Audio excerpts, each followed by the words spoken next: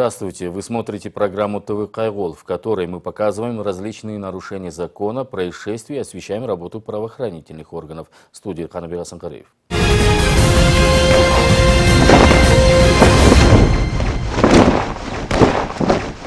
Управление патрульной службы милиции регулярно проводит рейдовые мероприятия, во время которых инспекторы выявляют большое количество пьяных водителей.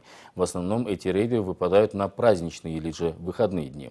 На этот раз ко дню празднования всех влюбленных вновь был организован рейд, результаты которого вы увидите в нашем материале.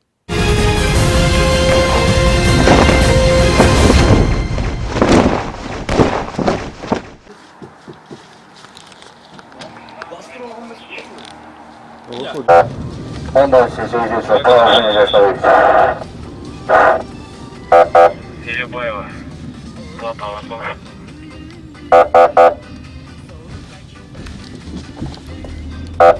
Елебаева, Златова. Пойдешь телефон. 097.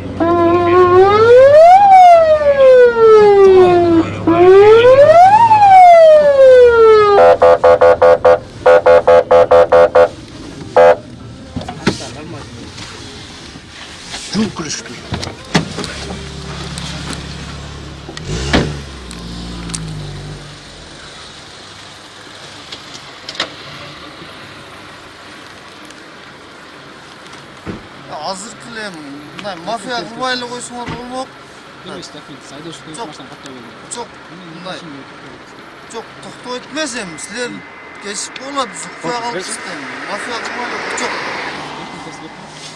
Во время патрулирования экипаж УПСМ заметил припаркованный автомобиль марки Honda Odyssey, водитель которого показался сотрудникам милиции пьяным. После, подождав, когда правоохранители уедут, мужчина выехал со двора, и инспекторы его остановили, но водитель попытался скрыться. Ему преградили путь, прижав к обочине. Там водитель начал вести себя неадекватно и заявил, что милиционер работает как мафия. Когда его попросили предъявить документы, он сказал, что водительского удостоверения у него при себе нет. В салоне был еще один мужчина, который еле стоял на ногах. Он был работодателем водителя.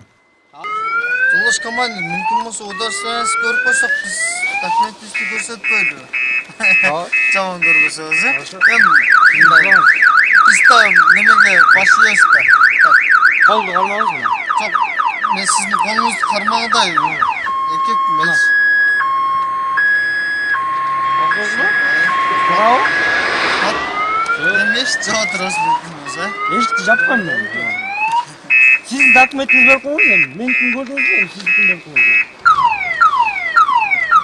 Aziyat Cekşenov.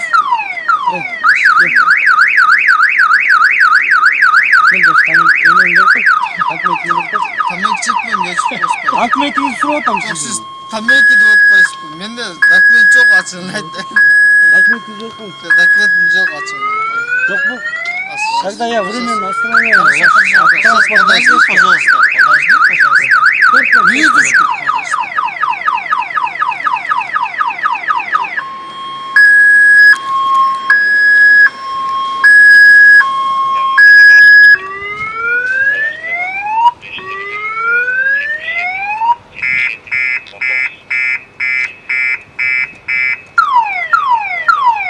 водительский правом был?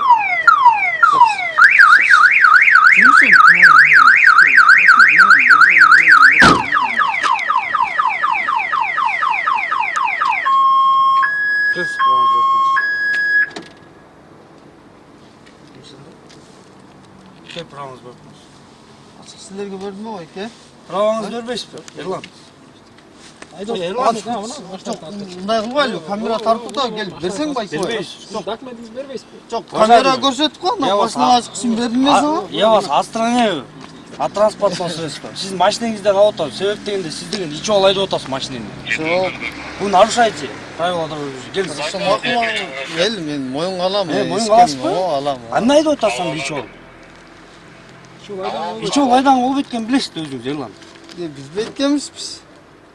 Документіңіз беріп қойыңыз. Айдаған жүргенде водитель бар ма? Водительский удостоверение бар ма? Айдап жүресіз. Қана? Бар? Бербейсіз. эмне кылайын деп атасыз? Качайын деп атасызбы? Эмне качайын мен? Машинаны таштап атып мен кантип эле качмакмын? Кел бер. Сейчас.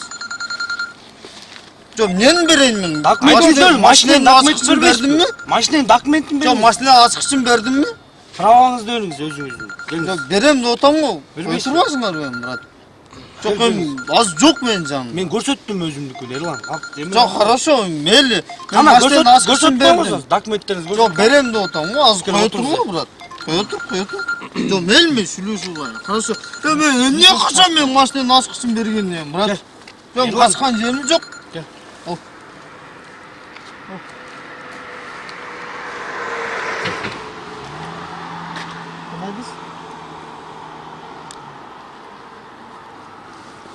Жок.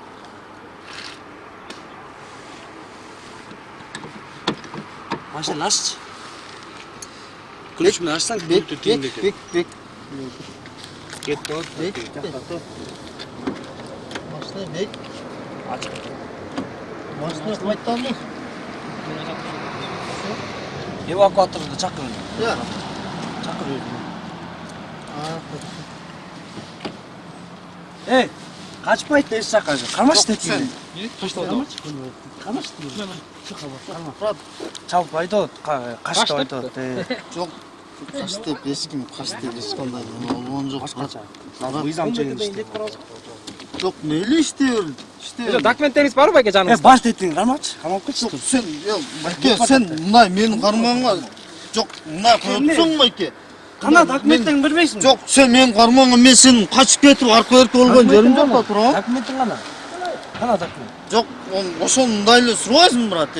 Бербейсиңби? Жантан бери сурап атам. Жантан бери сурап атам сизден. Хорошо, мен Бербейсиз аны бе? берем деп атам го мен. Мыйзамга баш ие берсем, эмне демекпиз, ой, бир аз ичип алымча, чынында эле, ооба. А эмнеге рулга Жана отурдуңуз? эмне руль айдап атасың? Эми ичип алып эле рулга отурбай койбой эле машинанын турган жеринен таштап кетиш бир аз кыйыныраак болду, бирок айдап кетип аттык. Ана мыйзамга баш ийесиз. Эрлан, хорошо. Документиңиздерди көрсөтүп коесузбу анда? Документим чынында үйдө калып кетти. Үйдө калып кетти. Копиясы барбы канча? Жок. Копиясы жок. Анда сиздин өзүңүз такташ үчүн мен сизди РОВДга алып барам. Себептер? Угуп туруңуз, биздин процесс. Өзүңүз такташ үчүн. Себептен өзүнүн документи Мен жок. Кыргызстан жараны болом. Мен Өзбекстанда же Россияда жүргөн жерим жок. Ачык коюңуз байке машинаңызды. Айттым го. Мен Кыргызстан жараны болом. Мен сизге же өзбек же орус көрүнүп атам. Ошону эле айтыңыз, болду все. Мен сизди эчтеке деп ойлойм. Жок, Мен сиздин бирөө жараны деп атамбы? жок, мен Кыргызстан жараны. Билип атам Кыргызстан жараны экенин Эрлан. Анан Анан эмне болду? бир нерсе болгондон Кудай сактасын, нормально жолдош командир. Бир нерсе болбош үчүн силерди ошо токтотуп туруп, ичип алып айдап жүргөнүңүздү. Келиңиз, эмеңизди берип коюңуз, документиңизди берип коюңуз. Айтпадым, документим үйдө калып кетти деп мен сизге айттым го. Үйдө калып кетти. Мындай эле Чакыр. Жакты байке. Ачып коюңуз, ачпайсың. мен ачкычты бердим мен Качып силерге. айттык алдым мен дагы. Ачкыч бердимби? Ачып коюңуз, келиңиз байке. Жок. Ачкыч берип качып атат, бияк жакка жүр. Бияк жакка ачкан жок. Берсең, Сизде. Машина ачкычын бердим сага. Машина ачкычын бердим. Уважаемый, вместе сидели, пассажиром сидели. Пассажир? О, анан Мен водитель пультун бекитип койдуңуз сиз. Ачып чыгып жок. Качты. Качты айтыңыз. Берсең kenardan açık göreyim. Açık. Позже мужчина все-таки признался, что немного выпил спиртного и оставить в чужом дворе машину не смог. С его слов, он должен был доставить шефа домой. Ну а второй мужчина держался на расстоянии, запасным ключом от машины то и дело блокировал двери. Садиться в патрульную машину он отказался, ссылаясь на то, что он всего лишь пассажир и ехать для освидетельствования не обязан. Авто было доставлено на штрафстоянку. Там минивэн заглох, и заводить его нужно было в тот момент, когда не работает сигнализация, пультом от которой управлял на расстоянии шеф водителя. От экипажа он стоял примерно в 50 метрах. Эрлан, Сен алсасын өчүп коңуз сен анан. Жок, мел отургула, мел. Жүргүз. Байке хаты ким эле? Байкем деп аткансыз. Ооба байкем. сигнализациясын өчіп беріп қойыңыз. Оған. Біз шығармайды. Өчіп беріп қойыңыз. Жоқ, сигнализациясын өчіп беріп қойыңыз. Отырып тұрды, ашып қойса. Десең мен жүргізіп берем, есікті ашып өле қойып айтты. Сілерге тура ауазы жөнден машинаны қиынап отқан.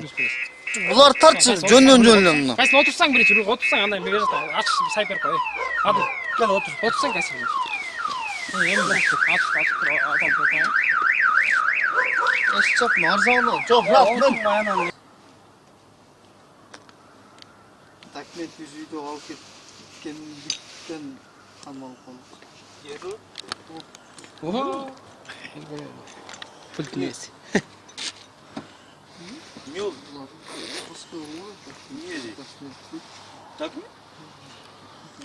машина айдап қашып кел. Мен машина айдап қашып кел. Машина не айдап қашып кел. Не айдап қашып кел. Мен айдайсың машина, тұрағың жоқ болып. Мен шынды айтып қойыңыздар, тұрағың жоқ болғанда ничего білмейді. Не айдайсың.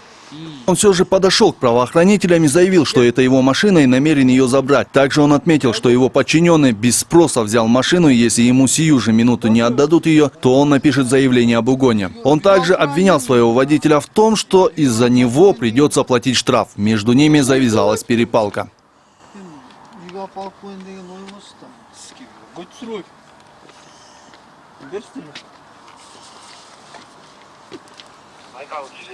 Ya men ne kılayın dedim, çakırdın brat mi? Geldin mi? Moyunga alsang maykoyun kaçpay. Ya kanday moyunga al da sanmay munçupay sana mi şunca çıdadım ne çumon gel etsin mi yaka etin sana da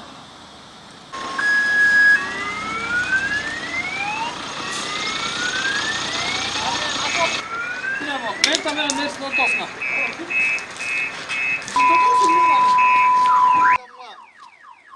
Мужчина ушел, оставив своего водителя и забрав ключи от машины. Но несмотря на это, авто затолкали на штрафную стоянку, а водителя доставили в наркологический центр для освидетельствования. Там медики подтвердили, что водитель был пьян.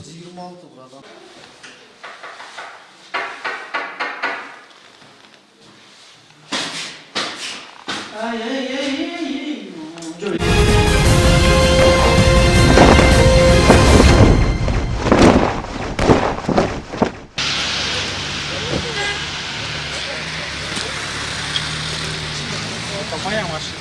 Это ваша машина. Уехали. Все уехали. Вот это кто было? Вас четверо? Да, вот, я один. Трое уехали, да? Что произошло? Ну вот, блин, я даже сам не могу сказать. Как вы ехали? Откуда? Да даже я сам не могу сказать, я просто спал. Говорите, как есть. Вы за рулем были или как? Нет. Доехали. В Бишкеке на пересечении улиц Лермонтова и Ворошилова легковушка на скорости боком влетела в жилой дом. По пути она снесла в бордюры, дорожный знак, забор и несколько деревьев. Правый бок автомобиля был на самом здании. Из него вывалились несколько бутылок пива. По словам очевидцев, в машине были 4 человека, и все они были пьяны. Троих госпитализировали на скорой.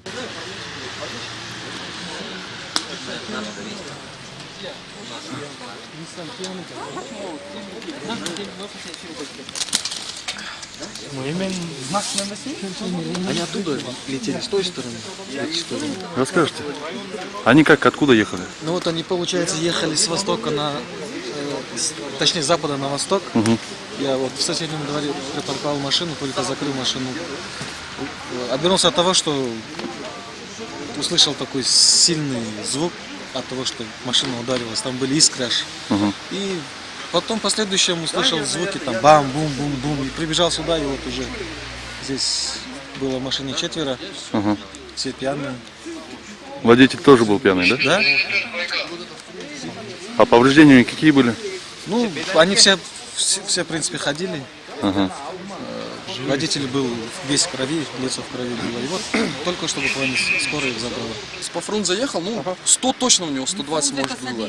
Но это уже Фрунзе идет. Это И он, получается, Лермонтова пересекает, там же, ну, как подъем идет, его подкидывает. Его подкидывает, все, искры прямо из-под машины, и его боком, все, его вправо вот так потащило. И он вот так летел тупо боком, все, он в тормоз нажал. И знак «Уступи дорогу» стоял. Все, он вылетает, получается, и он вот так, как боком, вот с машиной как стоит, он вот так вот боком все летел и сносил. Его просто этажка остановила. Все. А сколько их там было? Трое было, девушка и два пацана. Вот один остался в красной куртке, двоих увезли на скорой. А у тех, которых увезли, у них повреждения какие? Ну, я не знаю их, потому что смотрели их даже на нашатырный спирт. Им даже, потому что они еле как, ну и да, посадили их. А вот парень остался в красной куртке, стоит, вот он остался. По-моему, он за рулем и был, он хозяин. Девушка на руках, я так насмотрел, девушка на руках. Все, они вышли, потому что все здесь сразу начали кричать: дети, не дети. Он говорит: нет, дети дома. Все, они трое были, потому что даже мама кого-то подъехала, и она за скорой уехала тоже, поехала сразу. Да. Сколько парней увезли в больницу сейчас? Двое уехали. Двоих. Один парень, одна девушка. Все, и вот они сразу, я говорю, вот там даже бордюр, вы увидите, он вот он как лежит. Все, его этот бордюр кинул, он даже ничего он не цеплял, вот чтобы дорогу, он все, вот он как летел, он вот так вот и улетел. Да. Все, вот, просто вот как говорят на воздухе, он вот так боком летел в этажку.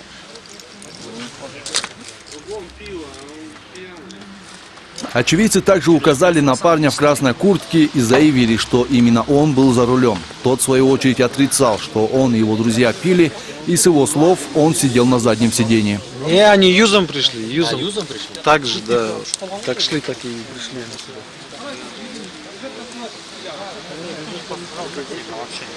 Вы же водитель, да? Нет. А кто за рулем был? Ну, другой был, да. Можно не снимать? У вас там в машине сколько человек было? Трое. Трое? Да. И все пьяные были? Нет. Уже только что сказали, все пьяные были. Тут говорят, что вы за рулем были. Не, я не был, я не был за рулем. Не я были? вот нормально, видите? Я вот сидел на пассажирском сиденье. Ой, на заднем сиденье, то есть, да. Угу. Этот, который увезли в больницу.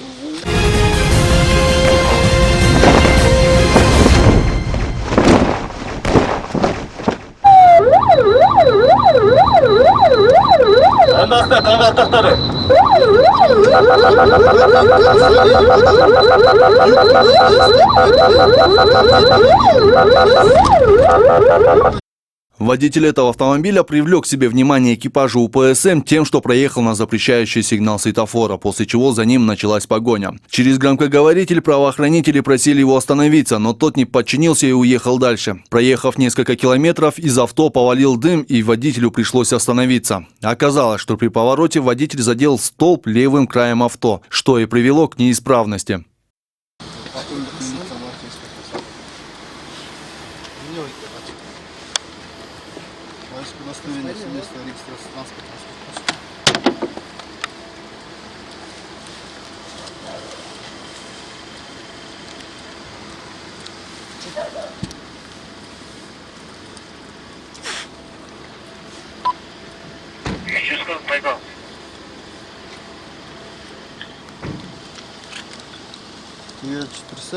Байкал, еще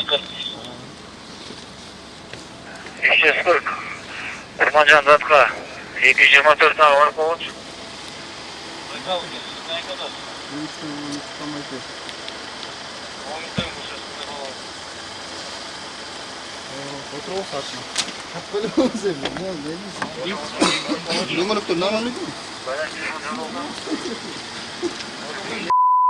Üstü yani. 76. Ya, zaten sıkıyorsun. 88. 84. Ой, 550. 76. Ya ayakta notun yok musun? Ya. Oğlum böyle koyuyor. Ya dedi bunu çıkaralım. Yakta ne? Yok ben. Препятствие емалған осы? Обочинаға тиді? Жоқ, абай емес. Обочинаға? Бар деді.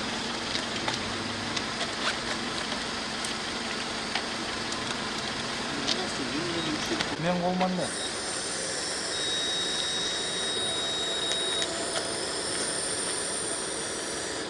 Болды? Давай, бірінші штрафтайға барып тұр, ба? Не, ол бойы lazım. Автомобильге оралды, ошол жерден шығарып. При первичном осмотре водителя при помощи алкотестера оказалось, что он пьян. В самом авто были несколько парней и столько же бутылок пива. Водитель не оказал сопротивления, предоставил свои документы и был согласен ехать в наркологию. Но авто его ехать не могло из-за повреждений. Пришлось вызывать эвакуатор. На него составили протокол. Да, маскен чықты? А? 43.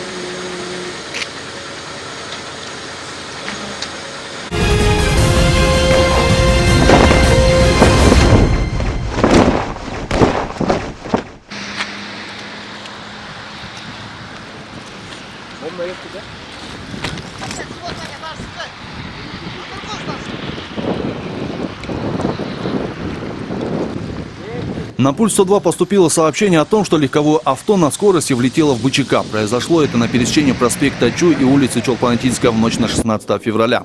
По словам очевидцев, в машине были трое. Мужчина за рулем, его супруга и пожилая женщина. Женщину с переломом руки и пенсионерку доставили в Чуйскую областную больницу, а мужчина остался ждать помощи. Когда приехали правоохранители, он начал вести себя неадекватно и сопротивляться. Нам он заявил, что за рулем была его жена, а в ДТП виновато другое авто, прижавшее их.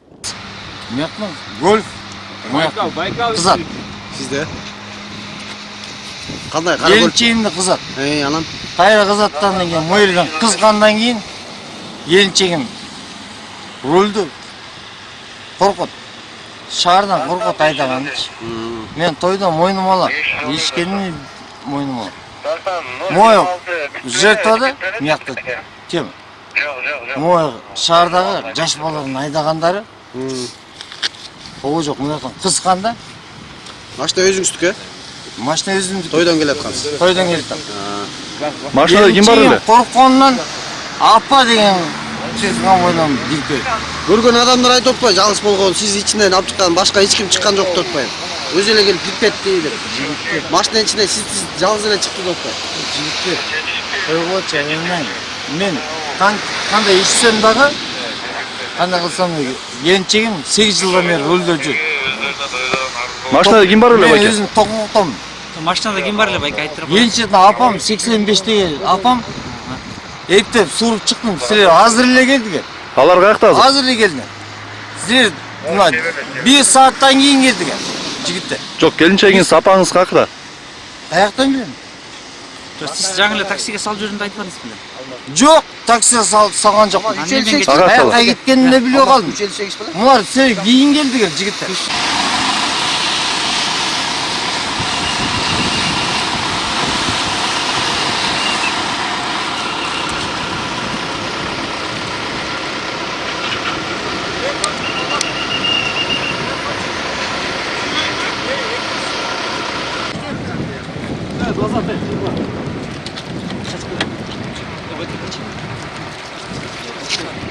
Машинасы.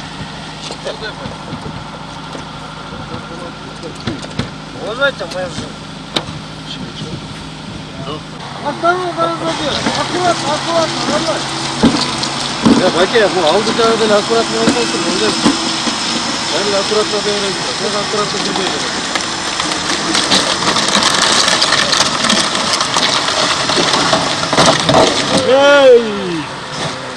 Из БЧК поврежденное авто доставали при помощи эвакуатора. И в этот момент мужчина требовал от эвакуаторщика быть осторожнее с машиной, потому что она принадлежит его жене. В наркологии медики подтвердили, что мужчина на момент аварии был пьян.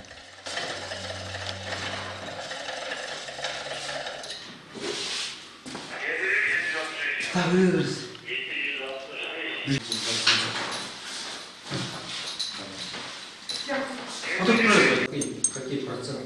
10?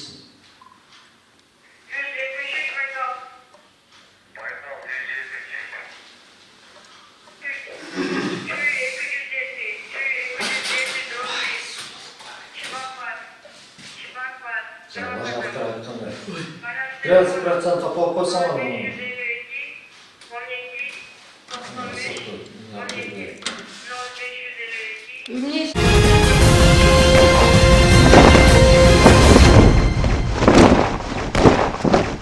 Да. Ну, встал, подъехал, стал. Вот Хаммер стал, Геленваген. За этот он ударил его, потом меня приехал, ударил. Я как стоял на месте, вот меня развернуло. Потом поехал, ударил на встречку маршрутку, которая в столб врезалась. На пересечении улиц Токумбаева и Жукеева-Пудовкина произошло страшное ДТП. Автомобиль марки Mercedes-Benz, избегая столкновения с внедорожником, не справился с управлением авто, врезался в поворачивающий с магистрали на Жукеева-Пудовкина Honda Fit, после чего выехал на встречную полосу движения и протаранил пассажирскую маршрутку. В этот момент в Honda Fit врезался еще один минивэн.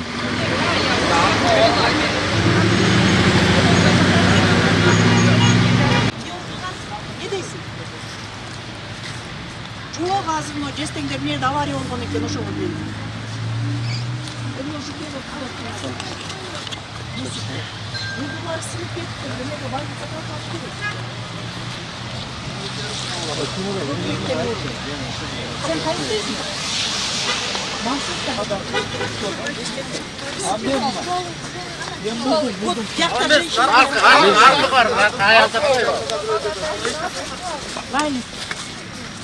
Жесткие носилки.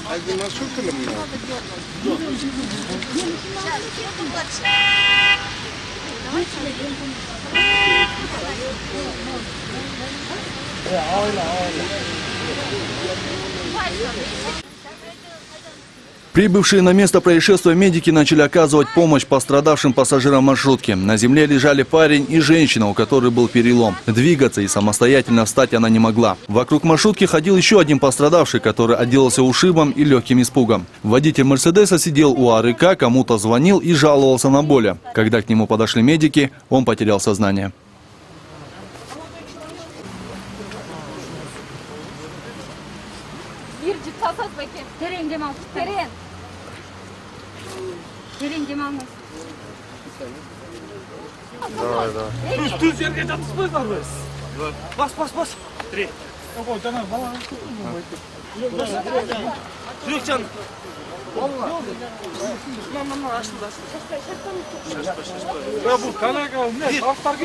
На протяжении 10-15 минут мужчине делали массаж сердца, искусственное дыхание и вкололи адреналин. На место прибыли его родные, которые поехали вместе с ним на скорой. Позже, как рассказали в УПСМ, он скончался, не доехав до больницы.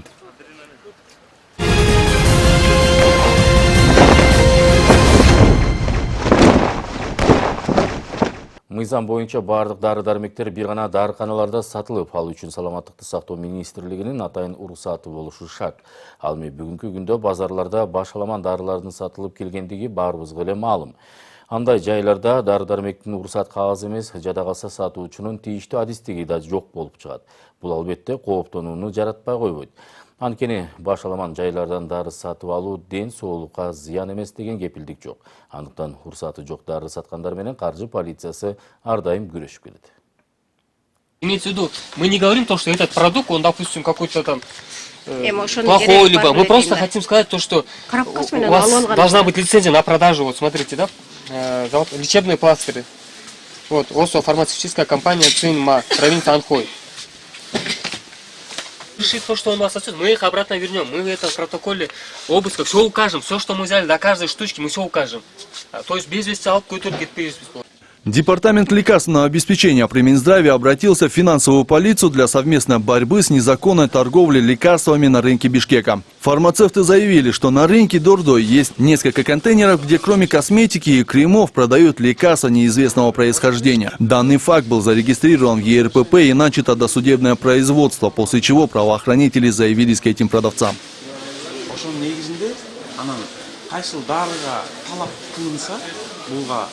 Күйүү салынат депчи, ал дарыларды соттун чечими негизинде анан алсаңар болот же сот муну жоготкула дейби, ошол эле.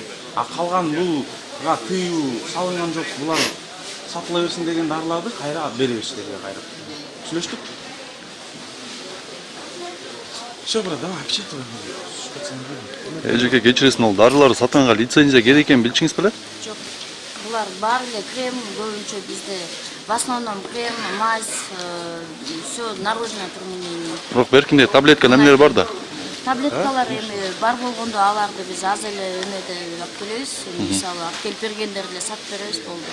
А мындай чтобы толтура алып келип сатканыбыз жок. А эмне дарылар? Ошол таблеткалар. Көбүнчөсү эме мындай эле сырткы наружный мазьдар. Жок, именно таблеткалар кайсы? Таблеткаларды мен билбейм. Телеакта тургандарчы? Аларды мен билбейм. Сиздики эмеспи? Жок, биздики просто мен биякта көбүнчө мазь, наружный суставной мазьдарды сатабыз. Баягы пластырларды көбүнчө баягы кемпирлик чалдарга эмелер ооруп да суставтарга ошо көбүнчө талап кылышат, ошону алып келебиз. Эми алып келип турган сатып беребиз да. Оларды карап койсу, уруксатпыз. Могул таблеткаларчы? Антигриппин, суставит, дагы таблеткалар турат. Буларды кандай сатасыз? Эми буларды элдер өзлөрү билишет. Ошолор менен эле сатабыз. Буларды мисалы билген эмесмин, что буларга эме керек экен, лицензия керек экен. Мен болгон продавецмин. Биз айтып атпайбы, көбүнчө наружный применение. Мынакей көрсөңүз, биякта бизде болгону духилер сатылат, мынакей эмелер бар.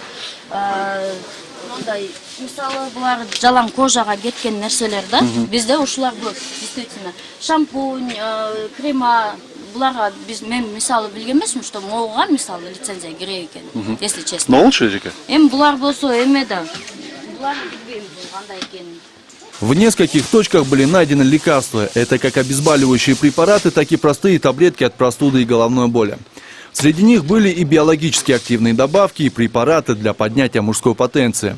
Ни один продавец не смог предоставить лицензию. Выявленные лекарства начали изымать.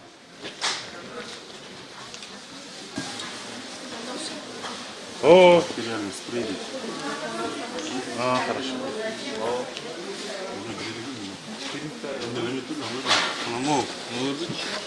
Антигриппин китайский могу говорить.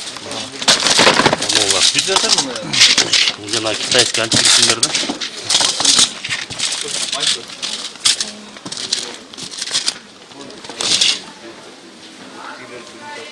Майзат битилигачы,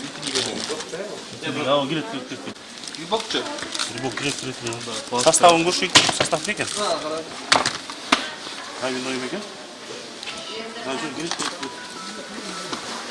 На лечение.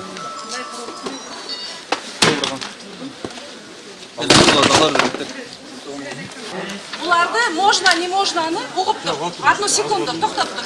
Можно, не можнаны. Bundan bir штук, bundan bir штук, bundan bir штук апарып, анан чечип келсе болот. Муну можно, текшерип бер, муну можно, текшерип бер деп. Если нельзя ушунчаны барына, это уже видно, что мунун баардыгы конфискацияга алып кетип атасыңар. Я с инвалидностью 3 баланы кантип алышым керек? Я мать-одиночка, со второй группы сердечница, легочная гипертензия менен. Ушул жерде азыр өлүп калышым мүмкүн мен, ушул жерде. Чыктым, мына бала чыкты. Во время изъятия препаратов в один из контейнеров пришла женщина, которая представилась хозяйкой товара. Она вела себя агрессивно и не позволяла сотрудникам финансовой полиции забрать незаконно продаваемые препараты. Скандалистку все же удалось успокоить и продолжить работу по изъятию.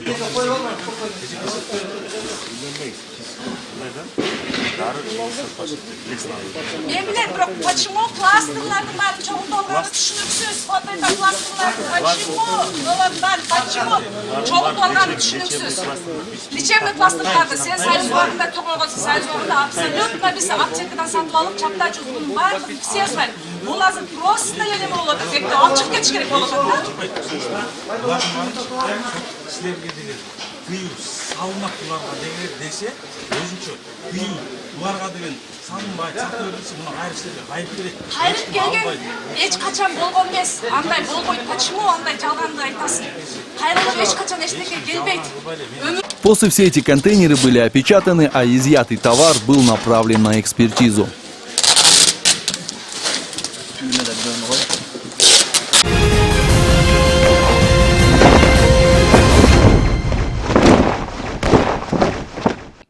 На этом наша программа подошла к концу. Я, в свою очередь, хочу напомнить вам, что если вы стали свидетелем того или иного нарушения закона, если вы сняли какое-либо происшествие, то, несомненно, можете сообщить об этом нам на указанный номер или же отправить видео на WhatsApp.